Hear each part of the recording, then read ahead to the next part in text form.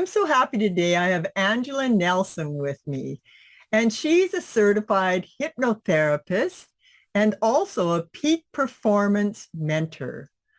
But what I want to look into, she has gone through an incredible healing journey. And from despair and almost figuring that it wasn't worth living if in the condition she was in, to, as you see now, she's vibrant and full of health. And so she is going to share us a little bit about that journey and how she made the turnaround. Welcome, Angela. Thank you so much, Patrice. It's my honor to be here with you. Thank you. So start off, tell us, this is why you became a hypnotherapist and peak performance mentor. So tell us the story. How did this all come about? Oh my goodness. Well, if you had told me that I would be here as a certified hypnotherapist 5 years ago, 10 years ago, 20 years ago, I would not have believed you. That would have been probably the furthest thing from my mind. I was in a very high pressure sales position, loved what I did. It was a male dominated world, very competitive, and I was kind of introverted. So I had to find my voice and I had to kind of stand up a little bit taller and demand that I was heard. And so, but I thrived because I was able to meet people from all over the world. And I loved that. I loved people, just meeting people and learning about their stories. And when I wasn't working, I was volunteering in many capacities with a local river keeper doing river cleanups. And there were a couple of hiking groups that I led hiking groups with. And then also I was working almost full time, it seemed like, with the National Park Service, where I was a trail crew leader and a volunteer in the park and did many things with them, and also worked with the National Ski Patrol for a short period of time in the ski season. So I was very active. And then when I wasn't doing that, I was whitewater rafting, rappelling, rock climbing, you name it. Anything except for jumping out of an airplane because I'm not crazy. And I just I'm with you there. loved life. Yeah, I know. I'm like, why do you want to? No, I didn't want to jump out of a plane. So I had the outdoors and I had the indoors. And the outdoors was like my church, if you will. It's where I felt most connected, to God, and just most connected to myself and just with nature. And so I had a really good balance. And I thought, this is good. This works for me. And I started having unexplained pain. And the pain would, be random. It's like, oh gosh, my back really feels stiff, or my feet hurt today to hike. That's unusual. I hike miles. It's like, what's going on? Or maybe my neck's a little stiff. Maybe I slept, funny, and I kept discounting it. And it would be here, it would be there. And it was just, I just thought, okay, well, maybe I'm just, I'm doing a lot. So who knows? Maybe I pulled something. I just kind of brushed it off for as long as I could. And then my motto was no pain, no gain. So I thought, okay, it's a part of life. Just push through it. Just pushing. Just do it. You've got all these things you need to do. You're going to do it. And, you ignore your body for so long and it whispers to you initially. And then before you know it, is screaming at you. And if you don't listen to your body and you don't have moments of stillness and clarity, things can come crashing down. And I ended up becoming, fast forwarding here, I ended up losing most of my mobility and being told I would lose all of it, to where I couldn't hike anymore, which is my biggest joy in life. And for me to not be able to hike, that was like a death sentence. That's what I loved more than anything. And so I wasn't able to hike anymore. I couldn't turn my head more than this. If I were to look up, it would be so excruciating. I would pretty much collapse in just a ball of tears. It was just excruciating. And I was on many different medications. You go to the doctor, and, doctors are wonderful people for the most part. And they are taught pharmacy. Yeah. You have a condition, here's a pill. That pill has a side effect, here's another pill. That has a side effect, here's another pill. So I was on what I call the medicine merry-go-round. And round and round and round I went. And round and round and round, spiraling was my life out of control. Just everything I knew was like going down the drain. And I was being told, you can't do this, you can't do that, you can't do that. And it just got to the point where, okay, this didn't work, here's a new drug. This didn't work, here's a new drug. My system, my body was literally shutting down. I didn't sleep more than 4 hours a night because I was in such excruciating pain that I literally couldn't sleep. I would try my best to, move a little bit. And it's like, oh gosh, that hurts. I've got to, oh, and then that hurts. And it was terrible. I was in like a living hell. And the side effects from all the medications were one of them, one of them that I was on, I would wake up screaming because the nightmares were so horrific. And so knowing I had nightmares, I didn't want to sleep. And then my liver started failing and they wanted to take my gallbladder. And it's like I had brain fog. There are months of my life that I literally have no recollection of. Like my husband will ask, how would you remember this? And if I don't remember it, I'm like, was that when I was sick? And he'll, yeah, it was. Because I don't remember any of it. Like literally nothing. It's just been wiped clean. And, I was just being tortured, constantly. And I said, okay, this is not being managed. This is not managing my pain. This is not living. Living is what I was doing, and then it's like, it's all, now I'm stuck in the house. Now I can't go out with my friends. I can't drive if my hands are so gnarled, I'm trying to drive with my wrist, and my knee as best as I can, but then that hurts my back. I mean, it just, and to add to the cruelty of it, I couldn't open up they gave me the non-child-proof caps, but I couldn't even open that for pain meds, and I couldn't open the door. I mean, it was just one thing after the other. And, being told, well, you can't do this, can't do that. And then finally they said, you need a wheelchair. You need to file for disability. And I held out as long as I could, Patrice. I'm like, I am not going to put that label on me. I refuse to. And they said, there's nothing else we can do for you. And I'm like, well, what does that mean? And they just looked at me. And then when, before this, when I went to go pick up another prescription, the girl looked at me and said, oh, you're going to lose all your hair. Oh my God, I'm so sorry. I started bawling. I held a straight face, but when I went out to my car, I just lost it. I started bawling uncontrollably. And I was told, all these things that were going to happen. And basically, I need to get my affairs in order. And they kind of sent me home. That's it. If you need something for pain, let us know, but that's all. And I'm like, it doesn't touch the pain. And so I was just like, I don't think I want to go through this anymore. You're telling me this is the best it's going to get and it's only going to get worse. And I've already gone through years of this, decades of this.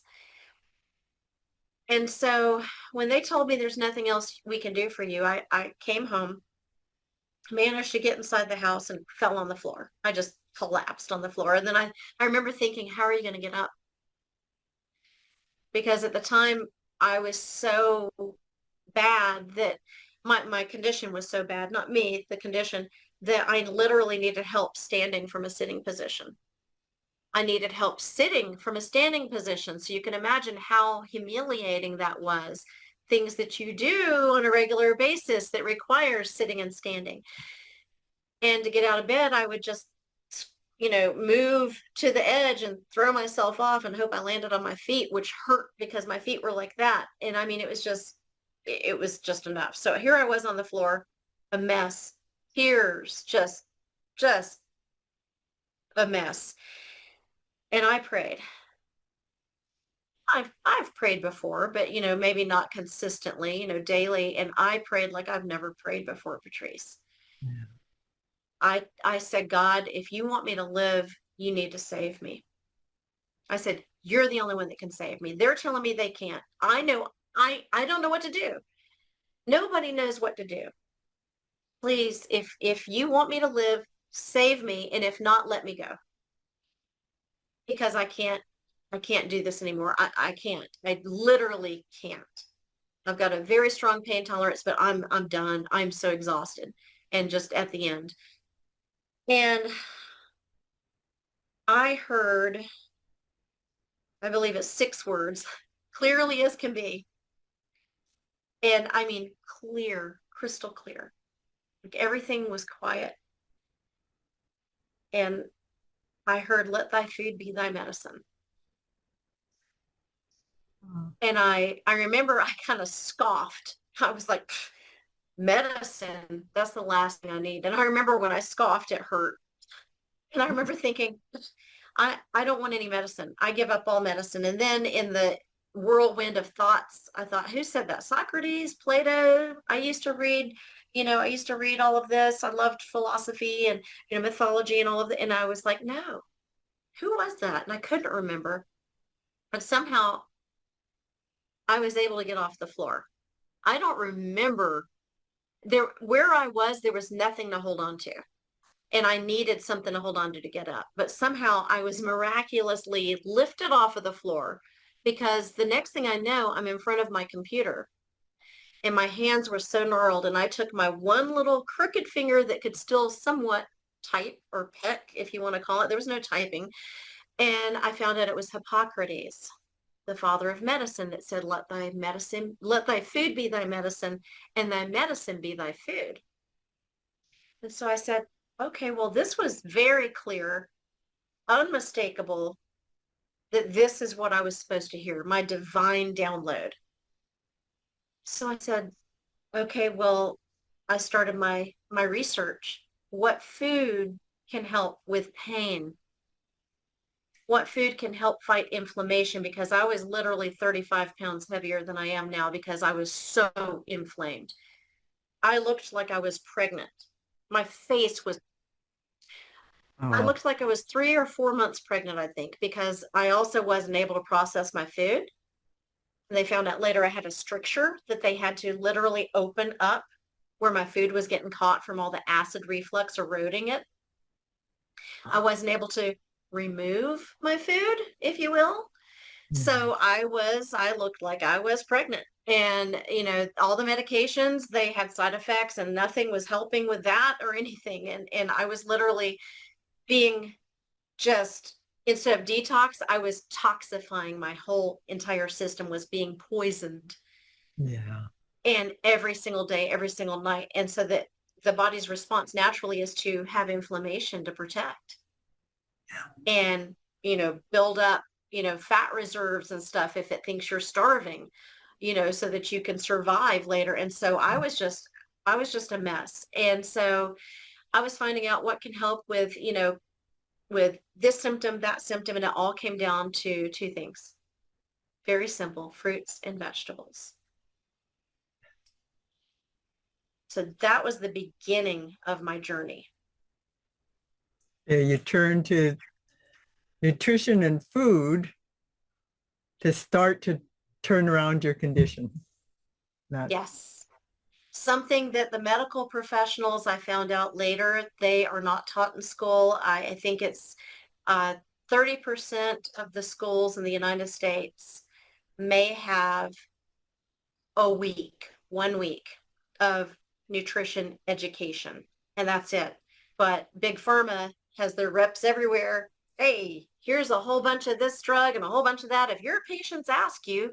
And then we have propaganda that says, ask your doctor. So of yeah. course it's a vicious cycle. Come in and, oh, I've got this pain and I saw this on TV. Could this help? Sure, here's a sample. Next thing you know, yeah. So it's something that, and the more I learned, the more upset became. And then I became downright ticked off. Yeah. And I thought, fruits and vegetables, okay, well, you're supposed to eat how many? Maybe 5 a day. Okay, maybe I can do that. Our nutrition, our food system is severely broken. Yeah. We have Medical food that is systems. genetically modified.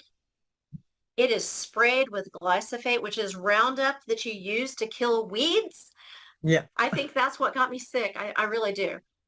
Can't prove it, but I'm pretty sure that was it, was just all of the toxicity. I didn't realize I was introducing into my body, into my environment. I had no idea where my food came from. And the soil is depleted.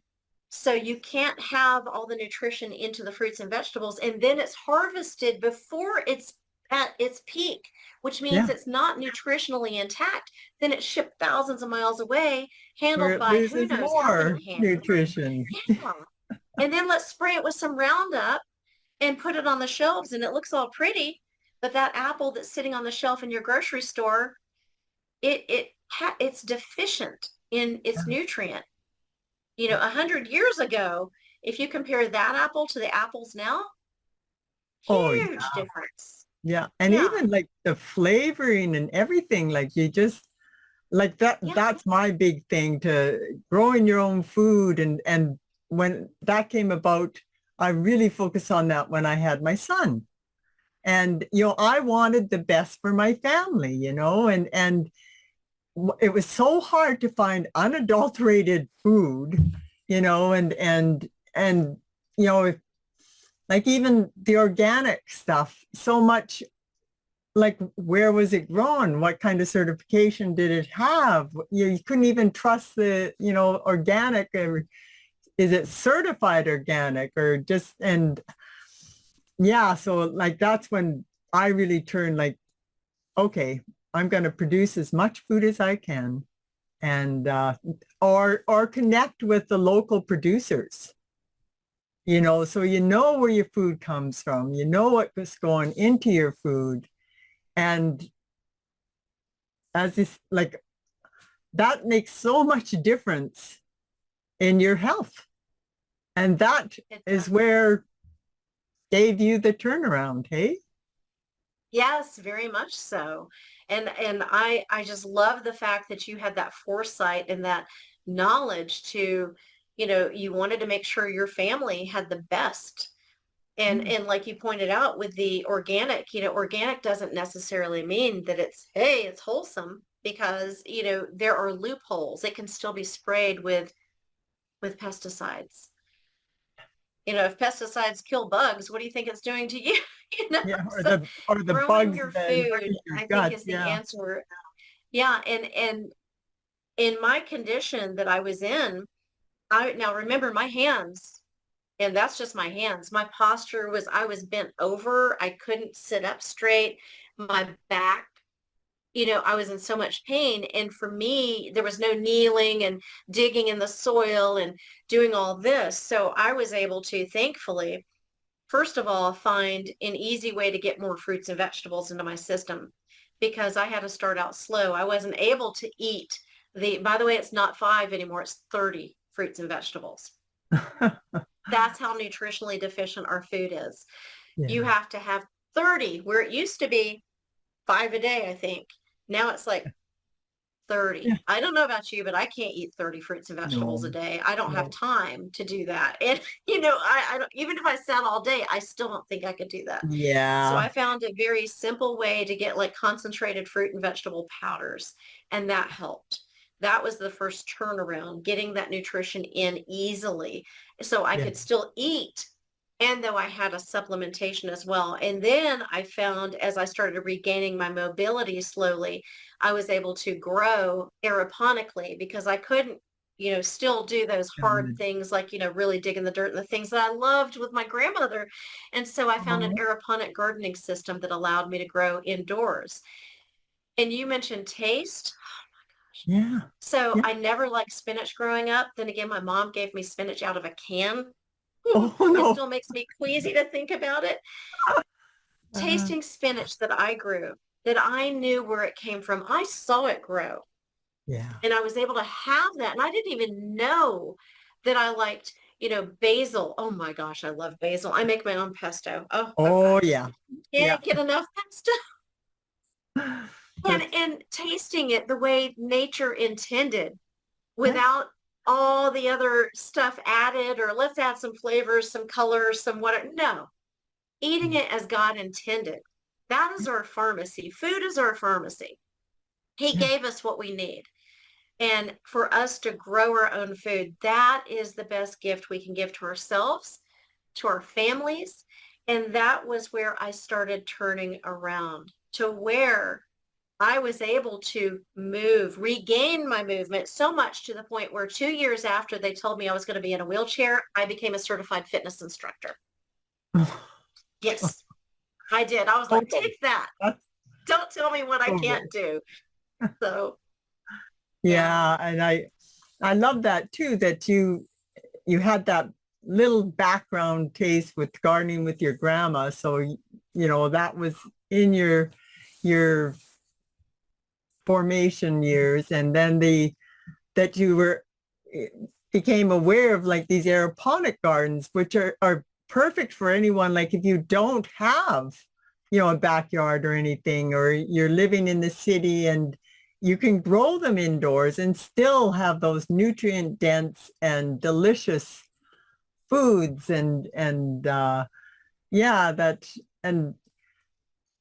when you start going on that health journey too, and you start to look at, there's often like your medicines be your food. Like I really went on to that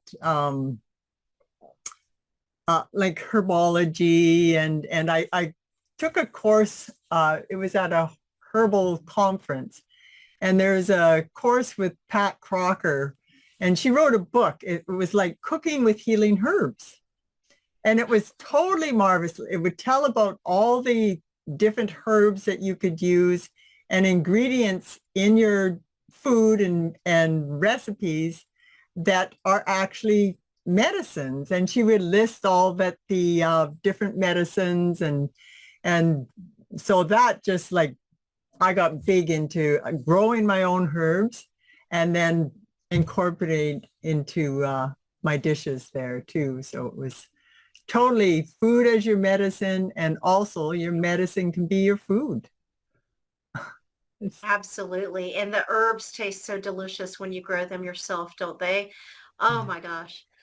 And that can be a good, starting point. I know a lot of folks, they feel like they're just too busy to start gardening or doing anything like that. And they, something simple like growing some herbs on the windowsill and start adding some of that fresh, nutritious foods that really liven up your dishes, and then you can gradually expand that, and you'll find that too, just that little bit of fresh herbs in your dishes can make a world of difference to the flavoring. And as I say, a lot of those herbs have a lot of medicinal qualities too.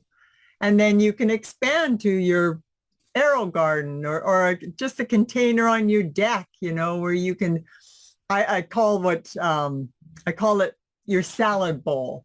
So it can be one container, but can have all the ingredients that you would put in a salad, like, a tomato that is meant to grow in containers. There's cucumbers that will grow in containers, and some of your lettuce, and a little bit of basil to go with the, tomatoes, and and something simple like that, and really, as not just the taste, but you will find a difference in your health if you start to get that proper nutrition. And I say, like, you can either grow it yourself or connect with your local producers. Like there's usually farmers markets around, and I know often it'll be a little bit more expensive, but really when you think of what you're getting for what you're paying, then it's well worth it. Yeah, your health is worth it. One analogy I like to use when I'm speaking with my clients is, do you take good care of your car? Or, oh, yeah. Okay, well, do you make sure that it has regular maintenance? You take care of the tires and make sure you've got sufficient tread, and you do oil changes and alignment and balance and all this stuff. And yes. Okay, what do you do for yourself and your body? most people take better care of their cars than they do their own health. Yeah. And a lot of people will stop and go, whoa, it's a moment of realization and awareness. And that's the first step, is awareness, being aware that, Yeah. wow, I'm really treating my car better than I am myself. Why is that? And, getting curious and realizing that, okay, and now how can I change that? And it's very simple. Like you just shared, Patrice, start out small. Yeah. Start out small, grow a little something, and believe me, once you start growing, it's like you don't want to go back. You don't No, want to go back. no, My grocery bill has reduced tremendously because I grow tomatoes, broccoli, cucumbers, and strawberries, and my favorite basil. I love basil. My husband loves cilantro, and then I can't eat enough spinach and spring mix and arugula. I never thought I'd like arugula. I was a very picky oh kid yeah, I growing up. know that. Can't get enough of it. It's just so perfect. Yeah. Yeah. Yeah. That's all in your arrow garden. Yes, and also I've got one outside and one inside, and the one outside Okay. I actually have spaghetti squash, which that's part of my healing, is going from the bleached, enriched wheat pasta that's probably been sprayed with Oh yeah. Roundup, Yeah. quite bluntly, and left that pasta alone, and now I have everything with spaghetti squash. Yeah. And It's I lovely. I love just either love that that. or chicken. Yeah, but I love the spaghetti squash. Can't get enough of it. And it's so good. And so Yeah. good for you. Yeah, I didn't realize you could grow things like that in the arrow garden, but I guess that's you're giving all those nutrients in the root and it's upward growing. And so Absolutely. you don't need a huge amount of space, but yeah, That's yeah, another thing I love, because the footprint is so small. It's 2 square feet or it's 4 square feet, and it's 6 feet tall.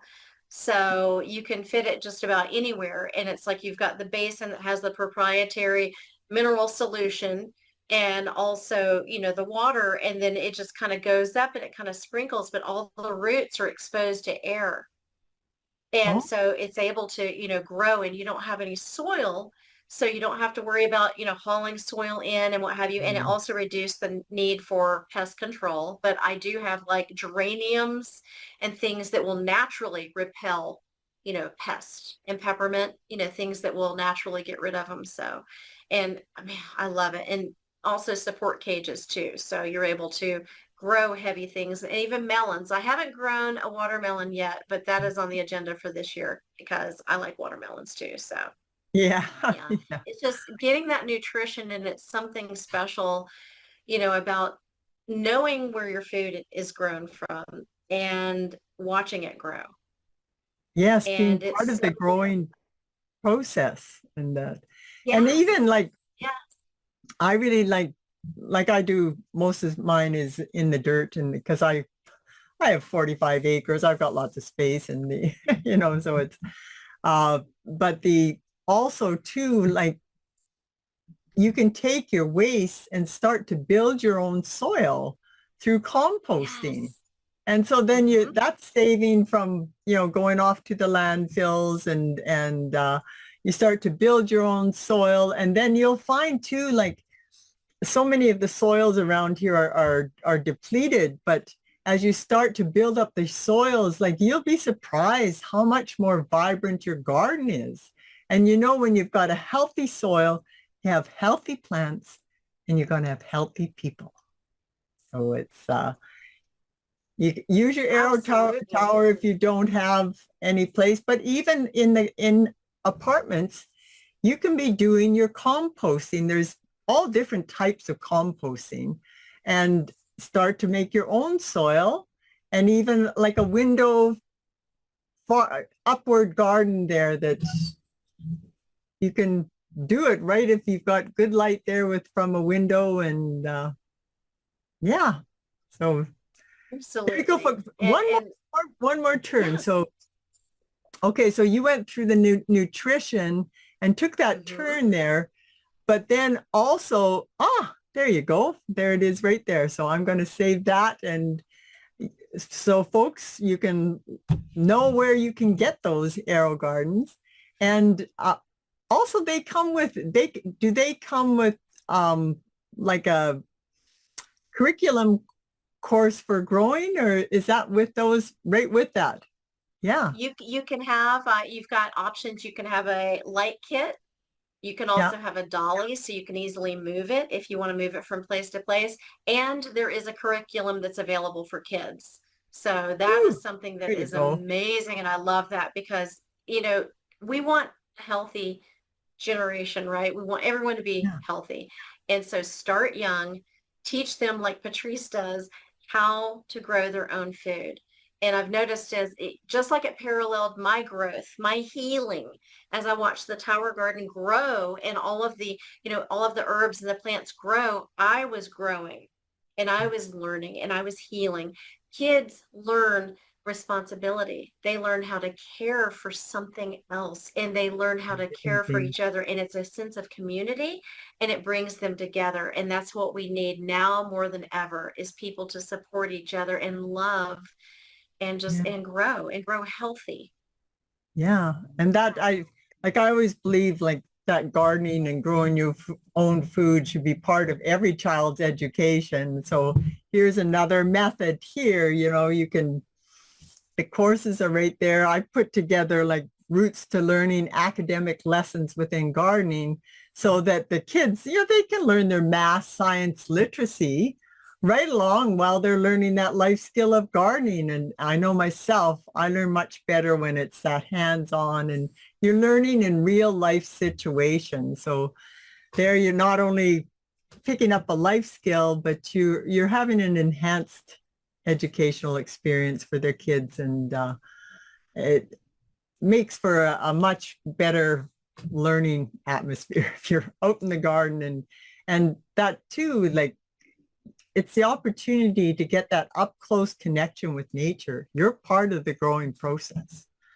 And I think a lot of folks nowadays, they're quite disconnected with so much time out in cyberspace. So I love to bring them back to the natural world and give them that skill of being able to grow your own food. But then, okay, so this was your one step, but you are a hypnotherapist Hypnotherapist. and a Yes. peak performance mentor. So you took it some steps further too, because there's that taking care of your physical body Mm-hmm. and the emotional well-being. Like I find like being out in the garden can do wonders for your spirit too, and also mental health and everything. But so tell us, what were those next steps that you took? Well, after finding nutrition and healing with nutrition, I found healing with movement and Oh, was able to, like I said, become a certified fitness instructor. And then I realized, you know, you can know what you should do and know the steps to do it, like eat fruits and good. vegetables, don't eat junk food, quit smoking, you know, don't drink, you know, and drink so many glasses of water a day, at least 8, you know. And there's all these things, and yet so many people don't do it. So I was curious why. Why is that? You know, how can we make it easier? And I realized a lot of it comes down to mindset Yeah. and habits. And so I started learning more about mindset and about how we function as human beings and how we're drawn to, you know, things that give us comfort, things that take away pain, things that make us happy. And so, and how some foods can literally be addictive, like cheese, you know, and Yeah. it's just amazing. You know, it's like, okay, so why and how the food industry makes foods addictive. You know, they Yeah. make bright colored packages, you know, all this stuff. And so how can we change that? And so I became a certified mindset coach. And then I realized there's even something past that, something deep, that our subconscious is 95%. 95%. That Wow. I was what? I was astounded. So it's kind of like the iceberg. You know, you see the tip of the iceberg, but you don't see everything else beneath it. Underneath. And so you can be, maybe you want to quit smoking, but for some reason, gosh darn it, you can't stop. And you literally feel like you can't stop. Well, why is that? It could be, you think it's comforting, it's relaxing, or literally you feel that need, that physical addiction. I Yeah. need to have it.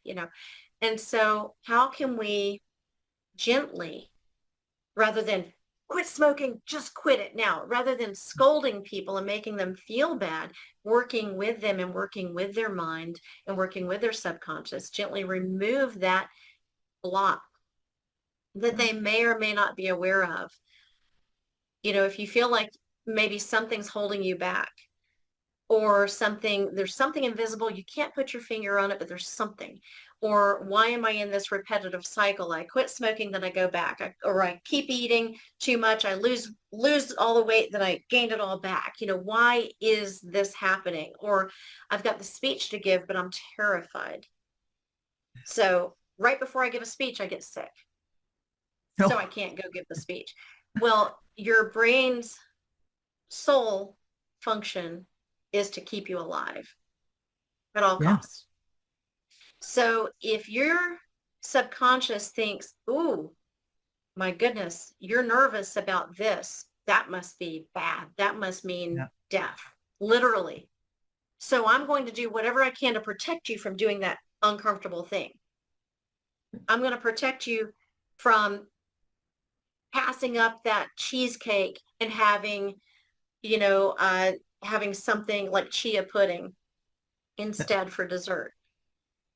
And so it's like, okay, well, we're going to do whatever we can to stop that from happening. Or you're going to go speak in public. No, you're not. You're going to You're have going the to worst freeze. migraine, all these things. So with hypnotherapy, we're literally able to rewire the way that you think, rewire those neurons that those that fire together wire together. So maybe you've got these over here that this is the way it's always been. It's always been, it's always been, it's always been. You find relief when you're smoking. Now we can actually change that pattern just very gently. Find a way to let your subconscious become your greatest ally and Oh, work with you. And oh my gosh, that it's is powerful. miraculous. It's very powerful, very powerful. Yeah. So where would folks find you, Angela, if they want to find out a little bit more of how they too can use the power of hypnotherapy, mindset coaching, uh, so that they too can harness that power of the subconscious mind? And Oh my goodness, I would love to just help people just explore what I've found, what has been my own healing journey, and I'm just so passionate and happy to share it with other people and found my calling through this. And you can reach out to me at Coach Angela Nelson. I am on LinkedIn, Facebook, mostly LinkedIn to be honest with you, because I that's kind of where I live, and then YouTube. So Coach Angela Nelson on LinkedIn, on YouTube, and coachangelanelson.com. okay. And I also invite people I have a free gift, a mindset reset blueprint. So it's three Oh, simple tips to basically right there on the go, just a simple mindset shift, easy for me to say. yeah. And so when you find yourself, maybe you're having a negative thought pattern or something, or maybe you're thinking, oh, I need to just push through this. Just take a little time out, check out these three simple tips to just be and do what's best for you, best for your mind, your body, and your soul. And yeah, I have that, and also a complimentary connection call for anybody that would like to have a conversation and learn more. Perfect. I love that. And just be. And with Yes, that, I just thank be. you, Angela. That was so Thank you. powerful, and hopefully it'll give folks a little idea of the power of nutrition. And then if you want to Yes. take it a little bit further, how you can tap into your unconscious mind and overcome some of those things that stop you from living that life that you're meant to live. And you can find Time you, to Angela, remove those blocks. AngelaNelson.com. Coach Angela Nelson, is it? Yes. Yes, Yes. CoachAngelaNelson.com. Yes. All right. There was already an AngelaNelson.com. She's a wonderful, wonderful realtor. So that's not me. Oh, yeah. Okay, thank you very much. Thank you so much, Patrice. It's been a wonderful, wonderful time with you. Thank you.